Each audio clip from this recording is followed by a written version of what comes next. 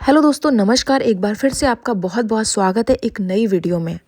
जब प्रेगनेंसी के आखिरी महीने आते हैं और बच्चा अपना सिर नीचे की तरफ करने लगता है, तब माँ के शरीर में कई तरह के दर्द महसूस होने लगते हैं। बहुत सी गर्भवती महिलाएं सोचने लगती हैं कि अचानक ऐसा क्यों हो रहा है, लेकिन ज़्यादातर समय यह दर्द इस बात का संकेत होता है कि शरीर अब धीरे धीरे डिलीवरी के लिए तैयार हो रहा है। सबसे पहले कमर में दर्द शुरू होता है। बच्चे का सिर नीचे आते ही उसका वजन कमर और नीचे की हड्डियों पर पड़ता है। इसी वजह से कमर भारी लगती है, दर्द बना रहता है और देर तक खड़े रहना या बैठना मुश्किल हो जाता है। रात में करवट बदलते समय भी कमर में दर्द महसूस हो सकता है।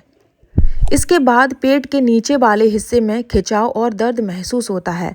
पहले पेट के ऊपर की तरफ भारी लगता था, लेकिन अब नीचे की तरफ दबाव महसूस होने लगता है।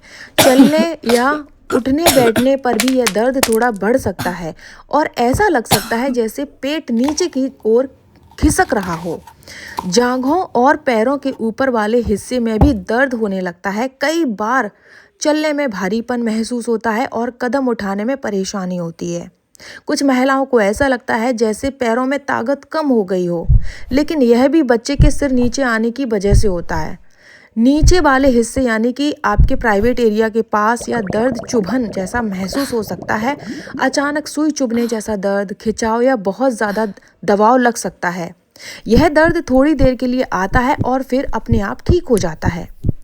नीचे की हड्डियों में भी दर्द बढ़ सकता है।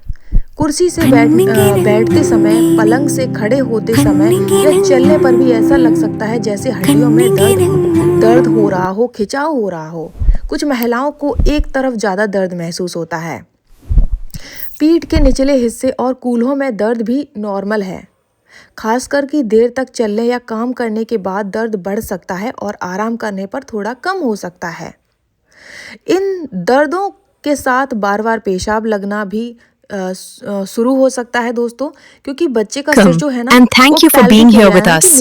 We are going to bring your photos to life and make them an unforgettable experience for you.